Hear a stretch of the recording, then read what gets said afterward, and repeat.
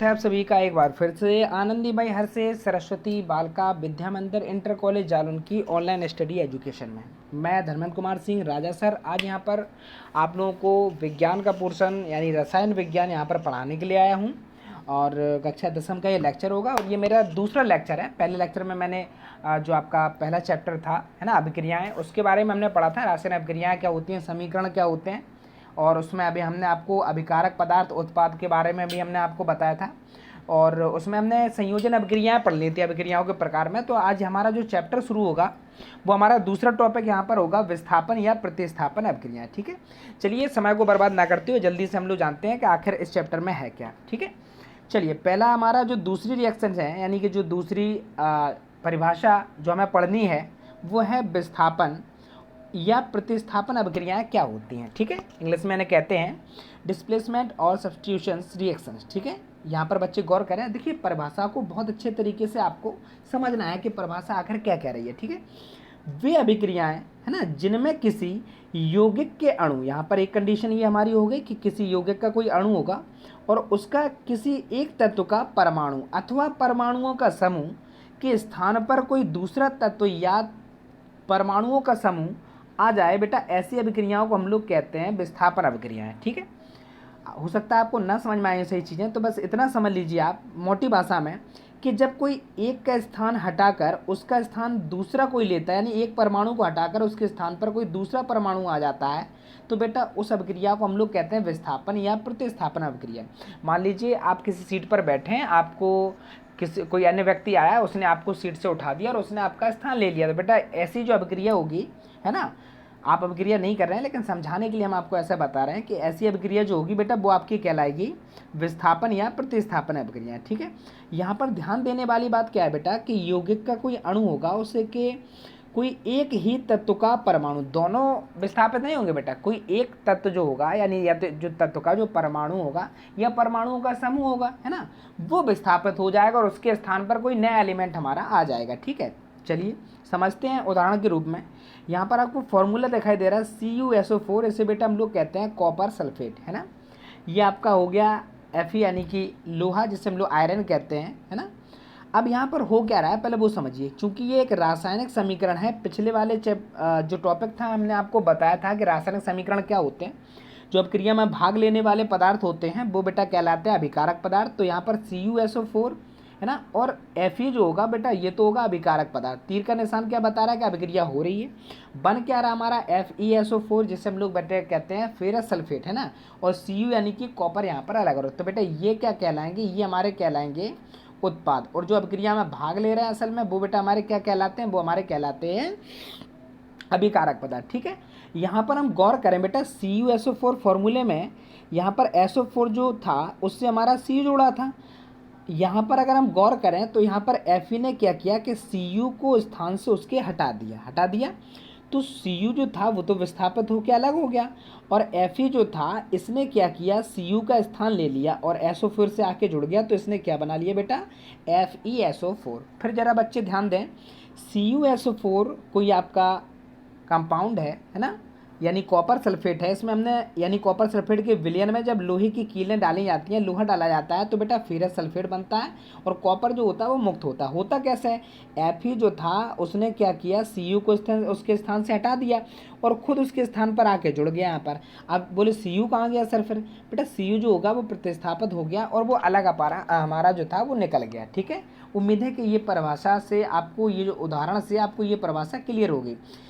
अब यहाँ पर क्या है कि बेटा इसकी थ्योरी भी दे रहे हैं, क्यों दे रहे हैं वो समझ लिए, क्योंकि ये रिएक्शन अक्सर पेपरों में पूछ ली जाती है। क्या पूछ ली जाती है, इसलिए हमने इसकी यहाँ पर थ्योरी लिख दी है। ठीक है, क्या लिखा है, क्या होता है जब सूर्य के प्रकाश की उपस्थिति में मैथेन है ना, फॉर्मूला क्या होता है बेटा, तुरंत हमने क्या कहा था पिछले वाले लेक्चर में, हमने आपसे को बताया था कि जो भी हमें फॉर्मूले मिलेंगे वो हम इसको कॉपी में साइड में जाके या पीछे कहीं जाके एक साथ लिखते जाएंगे, तो हमें आसानी होगी चीज़ों को याद करने में। ठीक है, देखिए रिएक्शंस आप तभी बना पाएंगे जब आपको जो फॉर्मूले होंगे वो आपको कंप्लीट होंगे कि CH4 क्या होता है, मैथेन होता है ना। मान लीजिए वो हमसे कहते हैं कि मैथेन की मैथेन तथा क्लोरीन की अभिक्रिया कराते हैं। अब बेटा आपको मैथेन का फॉर्मूला पता नहीं होगा, क्लोरीन का, तो अभिक्रिया आप कैसे करा पाएंगे। तो सबसे पहले ज़रूरी ये है कि आप फॉर्मूलों को याद करें, ठीक है। मेथेन फॉर्मूला क्या होता है बेटा CH4, यहाँ पर क्या है क्लोरीन से इसकी अभिक्रिया कराई जा रही, किसकी उपस्थिति में कराई जाए बेटा, सूर्य के प्रकाश की उपस्थिति में। चाहो तो हम तीर के ऊपर यहाँ पर लिख सकते हैं सनलाइट, क्या लिख सकते हैं, सनलाइट का मतलब होता है सूर्य का प्रकाश। यहाँ पर बना के आप समझिए जरा गौर से, CH4 अगर हम इसकी संरचना को गौर करें बेटा तो C जो होता है वो एकल बंध से 4 हाइड्रोजन परमाणु से बेटा जुड़ा रहता है, ठीक है, यहाँ पर, ठीक है, H और यहाँ पर भी क्या होगा H और यहाँ पर भी क्या होगा H और नीचे भी क्या होगा H, यहाँ पर है ना। चलिए अब यहाँ पर एक H विस्थापित हो रहा है चूंकि यहाँ पर CH3 और Cl है, तो एक H जो यहाँ पर C में एक जो बॉन्ड यहाँ पर खाली रह गया था, यानी कि H तो ये जुड़े हैं चारों तरफ, ठीक है ना। अब यहाँ पर जो खाली रह गया उससे बेटा कौन जुड़ गया, Cl, है ना। तो ये हमारा क्या बन गया, मेथिल क्लोराइड। तो बोले सर यहाँ पर खाली कौन हुआ बेटा, यहाँ पर विस्थापित हुआ, कौन विस्थापित हुआ, H को, पहले यहाँ पर क्या जुड़ा था H, उसको किसने हटा दिया, Cl ने, और खुद उसका स्थान ले लिया, तो यहाँ पर क्या बना Cl। तो एक यहाँ पर H बचा था हमारा, एक Cl बचा था, तो इन्होंने क्या बना लिया, हाइड्रोजन क्लोराइड गैस, यानी कि HCl जिसे हम लोग कहते हैं वो HCl के रूप में अलग हो गया, ठीक है। तो यह अभिक्रिया भी जो होगी ये आपकी इंपॉर्टेंट अभिक्रिया है, पेपरों में आपसे हो सकता है कि पूछी जाए, है ना। तो आप इसको बहुत अच्छे से याद कर लें, मार्क भी करते चलें, जो हमारे लिए इंपॉर्टेंट है पेपर के लिए वो हम मार्क भी करते रहें कि ये ज़्यादा इंपॉर्टेंट है, ठीक है। चलिए यहाँ पर तीसरा हमारे जो रिएक्शंस है वो क्या है, एथिल ब्रोमाइड, यानी फॉर्मूला होता है C2H5Br और KOH, इसे हम लोग तो कहते हैं पोटेशियम हाइड्रोक्साइड की जब अभिक्रिया कराई जाती है। तो जरा गौर करें सभी लोग, यहाँ पर क्या था C2H5 और यहाँ पर लिखा था बेटा Br और यहाँ पर था KOH। हुआ क्या कि बेटा Br का स्थान किसने ले लिया, OH ने ले लिया, है ना। और यहाँ पर जो Br को किसने प्रतिस्थापित किया, OH ने किया यहाँ पर। तो बेटा यहाँ पर बन के Br तो चला गया, जाएगा किसके साथ बेटा, यहाँ पर K का स्थान खाली हो रहा था तो ये चला गया बेटा K के साथ, और जो OH समूह था वो आके जुड़ गया किससे, C2H5, और यहाँ पर जो बॉन्ड था खाली यहाँ से आके जुड़ गया और उसने क्या बना लिया, एथिल अल्कोहल, ठीक है, समझना। यहाँ पर OH ने किसका स्थान लिया बेटा, Br को उसके स्थान से हटाया और खुद उसके स्थान पर आके क्या बना लिया, C2H5OH, और यहाँ पर K और यहाँ पर Br, सो मिलकर क्या बन गया बेटा, KBr, ठीक है।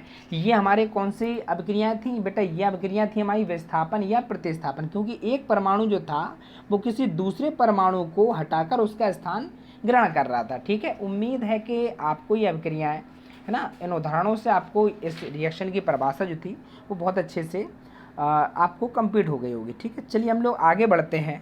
यहाँ पर पॉइंट शायद मिस्टेक हो गया, यहाँ पर बेटा ये आपका तीसरा है, क्या आपका, ये तीसरे नंबर की हमारी रिएक्शन है और ये अनुत्क्रमणीय अभिक्रियाएं हैं, ठीक है। अब अनुत्क्रमणीय अभिक्रिया के इन्हें बोलते हैं बेटा इरिवर्सिबल, ठीक है, अनुत्क्रमणीय, है ना। चलिए अब परिभाषा पर हम लोग जरा ध्यान देंगे। परिभाषा क्या होती है इनकी बेटा, परिभाषा है वे अभिक्रियाएं जो केवल एक ही दिशा में संपन्न होती हैं, क्या कहलाती हैं, अनुत्क्रमणीय अभिक्रियाएं कहलाती हैं। समझ में आ रहा, फिर समझ जरा डेफिनेशन पे गौर करें सभी लोग। वे अभिक्रियाएं जो केवल एक ही दिशा में संपन्न होती हैं अनुत्क्रमणीय अभिक्रियाएं कहलाती हैं। बोले सर एक दिशा, तो क्या अभिक्रियाओं में दिशा होती है बेटा, बिल्कुल दिशा होती हैं। देखो यहाँ पर हमने क्या, यहाँ पर ये फॉर्मूला जो है वो है KClO3, है ना, यानी कि पोटेशियम क्लोराइड, ठीक है। और यहाँ पर ये फॉर्मूला हमारा क्या है, KCl यानी कि पोटेशियम क्लोराइड, है ना, और 3O2 यानी कि O2 का मतलब हम जानते हैं ऑक्सीजन गैस जो होती है वो, ठीक है। यहाँ पर पोटेशियम क्लोराइड जो है वो KCl अपघटित होकर क्या बना रहा है, और O2 बना रहा है हमारा, ठीक है। अब यहाँ पर क्या हो रहा है बेटा, ये अग्र अभिक्रिया कहलाती है, यानी कि जब कोई एक कंपाउंड कोई अभिक्रिया करता है आगे की दिशा में जाती है तो बेटा ये तो होगी अग्र अभिक्रिया।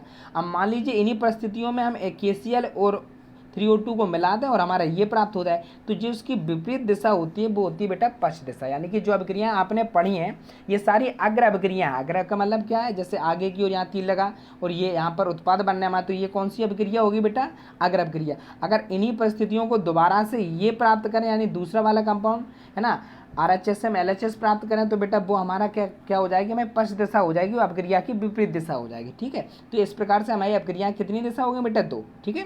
अब ऐसी अभिक्रियाएं जो सिर्फ एक ही दिशा में संपन्न होती हैं, जैसे KClO3 से हमने KCl और 3O2 प्राप्त कर लिया, अब हम इनसे ये प्राप्त ना कर पाएँ, है ना, तो ये अभिक्रिया कौन सी होगी, पोटेशियम क्लोराइड अभिक्रिया होगी, ठीक है।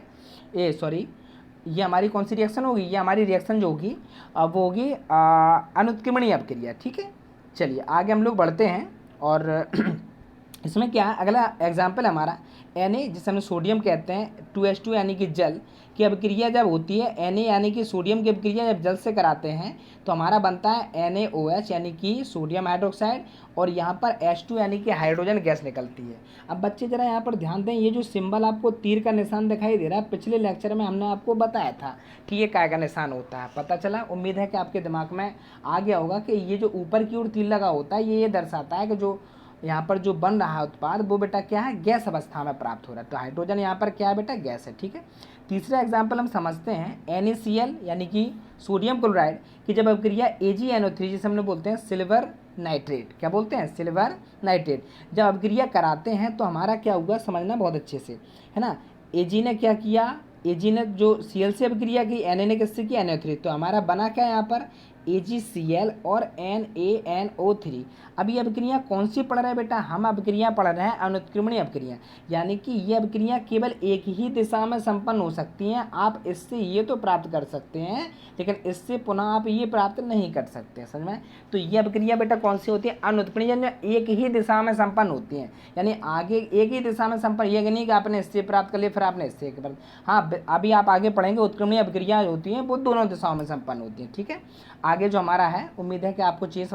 हाँ, एक चीज़ और बेटा, यहाँ पर ये जो सिंबल है ये काय का है, ये तीर है, जो हमने पिछले वाले लेक्चर में हमने आपको बताया था कि ये सिंबल काय का होता है बेटा, ये आपका होता है अवक्षेप का। काय का होता है, जब कोई चीज़ अवक्षेप के रूप में प्राप्त होती है बेटा तो वो कहलाती है हमारी, क्या कहलाती है, अवक्षेप होता है। यानी ये सिंबल जो होगा वो काय का होगा, तीर का जो नीचे की ओर निशान होता है वो बेटा होता है अवक्षेप का। ठीक है, चलिए हम लोग आगे पढ़ते हैं, और यहाँ पर चौथे नंबर के हमारे रिएक्शंस हैं, है ना। जो हेडिंग है, ये तीसरा पॉइंट गलत डला है बेटा, तो ये ज़रा ध्यान दें, आप लोग कॉपी में सही मेंशन करें। उत्क्रमणीय अभिक्रिया, इन्हें बेटा हम लोग इंग्लिश में बोलते हैं रिवर्सिबल अभिक्रिया। अब उसकी परिभाषा अन का मतलब ना, है ना, और उत्क्रमणीय का मतलब हो गया जो दोनों दिशाओं में संपन्न, अनुत्क्रमणीय का मतलब हो गया जो केवल और केवल एक ही दिशा में संपन्न हो। देखिए परिभाषा बहुत सिंपल सी है, वे अभिक्रियाएं जो समान परिस्थितियों में, यहाँ पर गौर करने वाली बात क्या है बेटा कि परिस्थितियां समान होनी चाहिए। आपने जिन कंडीशंस में कोई कंपाउंड प्राप्त किया उन्हीं कंडीशंस में अगर वो दोबारा प्राप्त हो रहा है तो बेटा ऐसी अभिक्रियाएं कहलाएंगी उत्क्रमणीय अभिक्रियाएं। जोर जबरदस्ती का काम नहीं है कि आपने अगर उनको गैस अवस्था में लिया तो गैस ही गैस लिए, जितना टेम्परेचर आपने रखा था उतना ही होना चाहिए। यानी कि जो भी भौतिक परिस्थितियां हैं वो आपकी कैसी होनी चाहिए, समान होनी चाहिए। तो अभिक्रिया यानी परिभाषा पर गौर करें बेटा, वे अभिक्रियाएं जो समान परिस्थितियों में दोनों दिशाओं में चल सकती हैं यानी कि संपन्न हो सकती हैं, ऐसी अभिक्रियाओं को बेटा हम लोग क्या कहते हैं, उत्क्रमणीय अभिक्रियाएं कहते हैं। ठीक है, चलिए एग्जाम्पल से इसको बहुत अच्छे से हम लोग समझते हैं। अब यहाँ पर बेटा हमने आपको ऊपर बता दी, है ना, तो यहाँ पर नोट में हमने मेंशन कर दिया था क्या। अब यहाँ पर क्वेश्चन आता है, सर हम समझेंगे कैसे, क्या इनका कोई सिंबल होता है बेटा, बिल्कुल सिंबल होता है।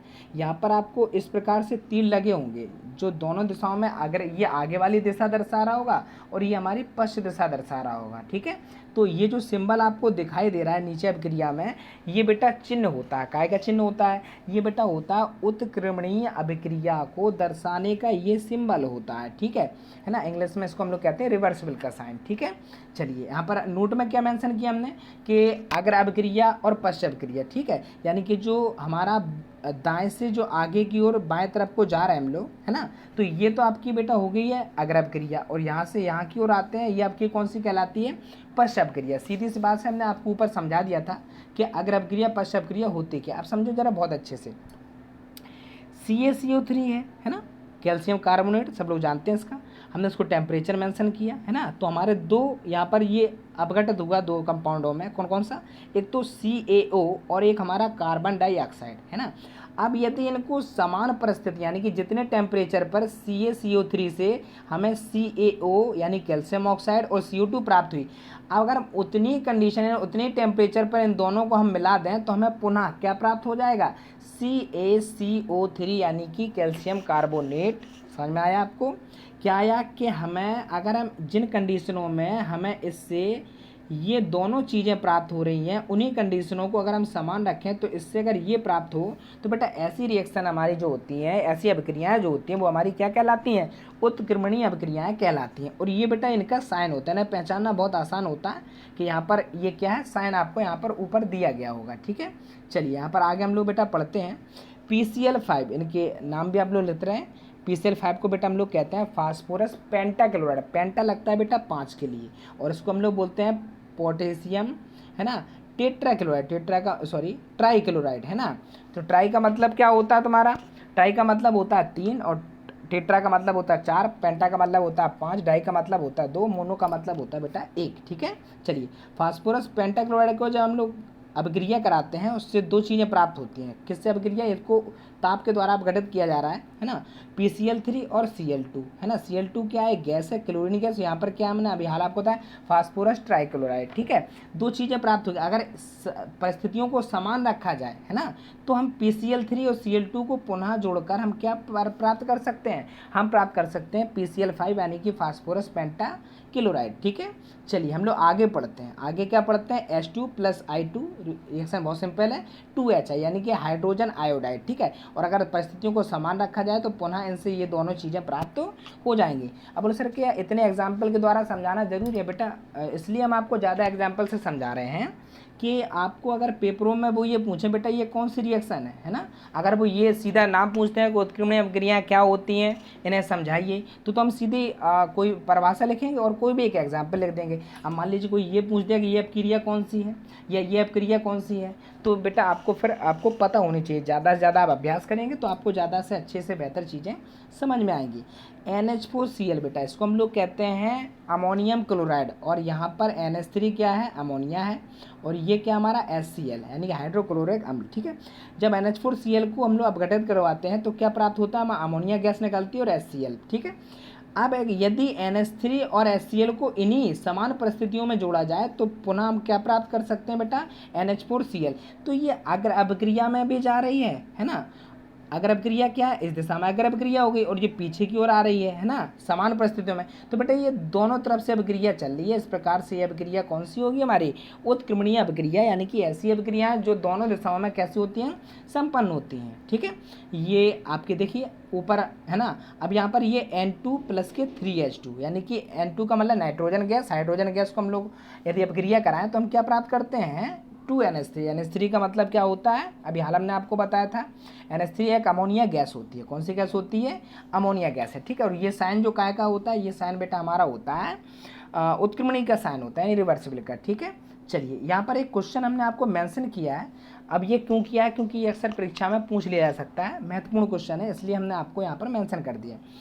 क्या होता है जब लोहे पर भाप प्रवाहित की जाती है ना, भाप। अब चूंकि वाष्प जो होती है वो काय की बनती है बेटा, जल की बनती है ना। भाप जो होती है वो, भाप का जो नाम होता है वो काय के लिए होता है, जल से जो गैस अवस्था में आते हैं उसको हम लोग भाप कहते हैं। यानी कि अब उसका फॉर्मूला अलग से तो होगा नहीं, तो जल के रूप में उसको मेंशन करते हैं हम लोग। ठीक है, जब लोहे की भाप पर हम लोग क्या करते हैं, है ना, यहाँ पर क्या करते हैं, जल की अभिक्रिया किससे कराते हैं, आयरन से कराते हैं। यानी सीधी सी बात है, जब लोहे पर हम लोग भाप प्रवाहित करते हैं तो हमारा Fe3O4 + के 4H2 यहाँ पर प्राप्त होते हैं। अब क्वेश्चन क्या पूछा जाता है, पहले ये वो समझना है। क्वेश्चन हमें ये समझना है बेटा कि ये अभिक्रिया है कौन सी, तो बेटा ये एक उत्क्रमणीय अभिक्रिया है। उत्क्रमणीय अभिक्रिया है तो इसमें इस प्रकार से भी साइन आपका आ सकता है। ठीक है, आ सकता है नहीं, वो आएगा ही।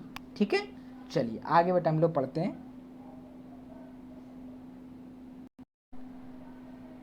चलिए आगे हम लोग बेटा पढ़ते हैं। हाँ जरा ध्यान दें बच्चे, ये जो सिंबल लगा है ये आपको कौन सा लगाना है, ये तीर वाला सिंबल, यानी दोनों और जो तीर या रिवर्सिबल उत्क्रमणी का चिन्ह है वो लगाना है, क्योंकि ये उत्क्रमणीय अभिक्रिया होती है। ठीक है, चलिए बेटा हम लोग आगे पढ़ते हैं।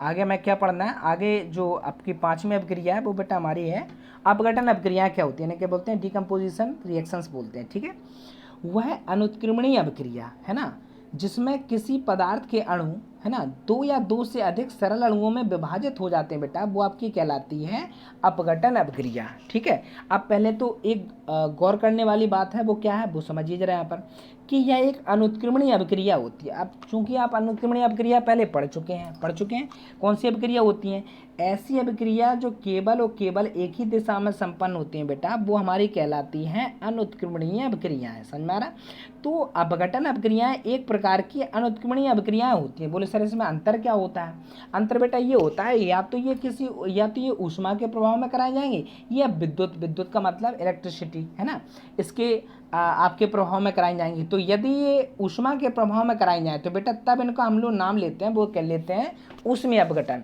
और यदि हम लोग को विद्युत के प्रभाव में इसको कराते हैं। मान लीजिए आप लाइट के थ्रू इसको करा रहे हैं, इलेक्ट्रिक के थ्रू आप इसको करा रहे हैं, तो फिर बेटा अपघटन अपक्रिया ना बोलकर बेटा हम लोग उसको बोलेंगे विद्युत अपघटन। और यदि आप किसी हीट मतलब चूल्हा जलाकर, गैस जलाकर, है ना, कोई अन्य जरिए से ऊष्मा प्राप्त करके आप इसको ऊष्मा के द्वारा आप इस अपक्रिया को करा रहे हैं बेटा, सनलाइट के थ्रू करवाया, सनलाइट सूर्य के प्रकाश के थ्रू, तो बेटा ये आपकी क्या रहेगी, ऊष्मीय अपघटन। ठीक है, तो अपघटन अपक्रिया एक प्रकार की क्या होती है बेटा, अनुत्क्रमणीय अपक्रियाएं होती हैं। अनुत्क्रमणीय अपक्रियाएं क्या होती हैं, हम ऊपर पढ़ चुके हैं कि ऐसी अपक्रियाएं जो केवल और केवल एक ही दिशा में संपन्न होती हैं बेटा, वो आपकी कहलाती हैं, क्या कहलाती हैं, आप अनुत्क्रमणीय अपक्रियाएं कहलाती हैं। तो अपघटन अपक्रिया जो है वो एक प्रकार की क्या है, अनुत्क्रमणीय अपक्रियाएं हैं। लेकिन अगर यदि ये ऊष्मा के प्रभाव में कराई जाए तो बेटा इसको हम लोग क्या कहते हैं, ऊष्मीय अपघटन। और यदि ये विद्युत के प्रभाव में कराई जाए तो बेटा इसको हम लोग क्या कहते हैं, विद्युत अपघटन। एग्जाम्पल के थ्रू हम इसको समझते हैं। देखिए ये अपक्रिया आपने पहले ऊपर पढ़ लिया, बोले सर अब हम कंफ्यूज हो जाएंगे अगर ये वहाँ भी पूछी गई और यहाँ भी पूछी जाएगी, तो बेटा अब आपको करना क्या है वो समझिए। ये एक हमने क्या पढ़ा है कि यह एक अनुत्क्रमणीय अभिक्रिया है, यानी कि अनुत्क्रमणीय अभिक्रियाओं के एग्जाम्पल यहाँ पर दिए जा सकते हैं, लेकिन एक कंडीशन लगी है। क्या लगी है कि यहाँ पर टेम्परेचर आपको दिया गया होगा। अगर यहाँ पर ऊष्मा ना दें हम, मान लो ये ऊष्मा आपको नहीं दी जा रही है ना, तो फिर बेटा ये आपकी सिर्फ और सिर्फ कौन सी अभिक्रिया रहेगी, अनुत्क्रमणीय अभिक्रिया रहेगी। ठीक है, क्योंकि यहाँ पर टेम्परेचर मेंशन नहीं किया गया।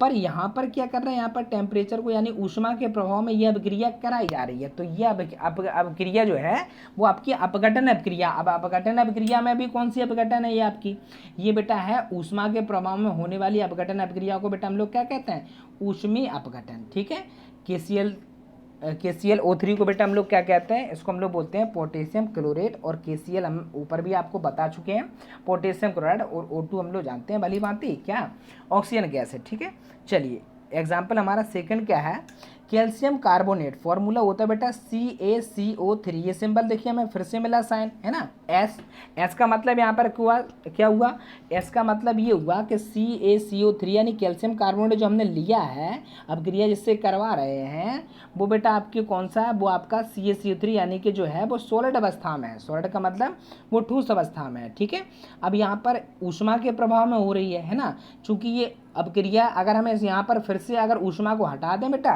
तो ये अपक्रिया कौन सी होगी, ये अपक्रिया होगी अनुत्क्रमणीय अपक्रिया। लेकिन यहाँ पर हम लोग क्या मेंशन कर रहे हैं, हम यहाँ पर टेम्परेचर को दिखा रहे हैं, ऊष्मा के प्रभाव में अपक्रिया हो रही है, तो इसको बेटा हम लोग क्या कहेंगे, यहाँ पर हम लोग जो कहेंगे वो उसको भी हम लोग क्या कहेंगे, अपघटन अपक्रिया। और अपघटन अपक्रिया में भी ये कौन सी होगी बेटा, ये आपकी होगी ऊष्मीय अपघटन। बन क्या रहा है, CaCO3 का अपघटन हो रहा है जब, तो बेटा ये CaO यानी कि कैल्शियम ऑक्साइड और CO2 अब देखिए यहाँ पर फिर से साइन है, S बना है, तो S का मतलब क्या होगा, CaO जो है कैल्शियम ऑक्साइड जो है वो ठोस अवस्था में प्राप्त हो रहा है, और CO2 जो है वो आपका कौन सी अवस्था में प्राप्त हो रहा है, वो बेटा G बना है। इसका मतलब सिंबल क्या दर्शा रहा है कि ये गैस है। ठीक है, अब यहाँ पर फिर से देखिए परिभाषा के रूप में हमने यहाँ पर किया है, तो ये फिर से महत्वपूर्ण हमारा एक टॉपिक आ गया यहाँ पर। ठीक है, क्या है, सूर्य के प्रकाश में रखने पर, क्या रखने पर, क्वेश्चन यहाँ पर पूछा जा सकता है कि क्या होता है जब सूर्य के प्रकाश में रखने पर, किसको रखने पर, सिल्वर क्लोराइड। फॉर्मूला क्या होता है, Ag बेटा सिल्वर होता है, और क्लोराइड यानी कि Cl नीचे आपको मेंशन किया गया है। ठीक है, सिल्वर क्लोराइड को, है ना, जब धूप में रखा जाता है तो वो यानी धूसर रंग का हो जाता है। पहले वो कैसा होता है, सफ़ेद रंग का होता है, फिर वो धूसर रंग का हो जाता है ना, धुंधला पड़ जाता है, हल्का कालापन आ जाता है। ठीक है, क्योंकि, है ना, क्यों होता है ऐसा, इसलिए होता है बेटा क्योंकि सूर्य के प्रकाश की उपस्थिति में सिल्वर जो क्लोराइड होता है वो सिल्वर और क्लोरीन यानी कि जिनसे मिलकर वह बना है उनमें वो अपघटित हो जाता है, इसलिए ऐसा होता है। अब ज़्यादा समझने के लिए, ज़्यादा बेहतर समझने के लिए हम यहाँ पर जरा उदाहरण पर गौर करेंगे। ये बेटा है सिल्वर क्लोराइड, फॉर्मूला क्या होता है, फॉर्मूला बेटा हमारा होता है AgCl। ठीक है, सनलाइट यानी कि सूर्य का प्रकाश यहाँ पर दिखाई दे रहा है, यहाँ पर क्या हमारा Ag। अब यहाँ पर गौर कीजिए यहाँ पर कि सिल्वर क्लोराइड जो था यहाँ पर वो दो चीज़ों से मिलकर बना था, एक तो सिल्वर और एक था क्लोराइड। दोनों चीज़ें अलग हैं, चूँकि सिल्वर यानी कि चांदी होती है, तो चांदी का जो अवक्षेप प्राप्त होता है बेटा वो हमेशा काले रंग का होता है। कैसा होता है, काला। दूसरा यानी कि यहाँ पर हल्का मतलब कालापन उसमें रहता है। ठीक है, और यहाँ पर क्लोरीन गैस जो है वो क्या होगी, अलग। चूँकि क्लोरीन यहाँ पर आपने कैसे कहा सर गैस है, बेटा यहाँ पर सिंबल आपको G दिखाई दे रहा होगा, G का मतलब क्या होता है, गैस। ठीक है, और और 2Ag यहाँ पर लिखा है। अब जो कि ये बोले सर यहाँ पर 2 या जी 2 लेना जरूरी है, ये बेटा अभिक्रिया को संतुलित करने के लिए पिछले जो टॉपिक था हमने आपको बताया था कंकाली समीकरण, यानी अभिक्रिया को संतुलित भी होना चाहिए। जितने परमाणु आपने अभिकारक पदार्थों में हैं उतने परमाणु आपके किस में होने चाहिए, उत्पादों में होने चाहिए। अब बोले सर अभिकारक पदार्थ क्या होते हैं, बेटा जो अभिक्रिया को कर रहे होते हैं वो हमारे कहलाते हैं अभिकारक पदार्थ, है ना, और जो उनसे बन रहे होते हैं अभिक्रिया के बाद वो बेटा हमारे क्या कहलाते हैं, वो हमारे कहलाते हैं वो हमारे कहलाते हैं उत्पाद। तो यहाँ पर सिल्वर और जो हमारा क्लोरीन है ये उत्पाद हो गए, और AgCl हमारा क्या हो गया, ये आपका हो गया अभिकारक पदार्थ। ठीक है, यहाँ पर ये आपका जो टॉपिक था वो समाप्त हो चुका है, और उम्मीद है कि आप चीज़ों को बहुत अच्छे से समझ रहे होंगे।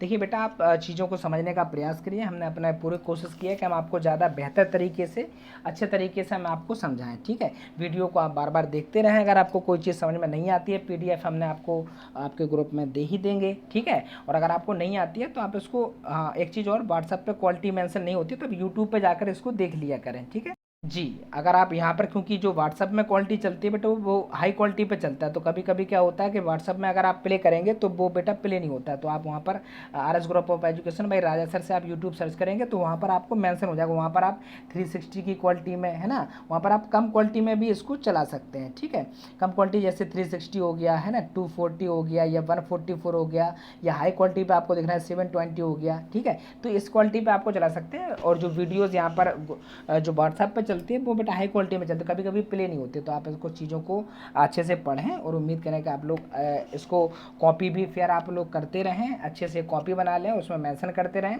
और हाँ, केमिस्ट्री जब भी पोर्शन आप पढ़ रहे हों तो आप एक चीज़ याद रखें कि आपको बेहतर समझने के लिए आपको यहाँ पर चीज़ों को बारीकियों को आपको ध्यान से देखना होगा। यानी जो भी बारीकियाँ हैं इसकी, जो भी परिभाषा में बताया जा रहा है वो आप ध्यान दें, और आप इनके नाम जो हैं वो मेंशन करते हैं। AgCl कॉम्प्लेट हम लोग क्या कहते हैं, क्योंकि केमिस्ट्री में रिएक्शंस आपको करनी पड़ेंगी। रिएक्शंस आप तब कर पाएंगे जब आपको यहाँ पर चीज़ें यानी कि फॉर्मूलों के पता होंगे। कि हमने कहा सिल्वर क्लोराइड की अभिक्रिया करवाइए, तो बेटा आपको सिल्वर क्लोराइड का फॉर्मूला पता नहीं होगा तो अभिक्रिया कैसे होगी। ठीक है, उम्मीद है कि आप लोग सब लोग घर पर रहें, सुरक्षित रहें, और जय हिंद जय भारत, धन्यवाद।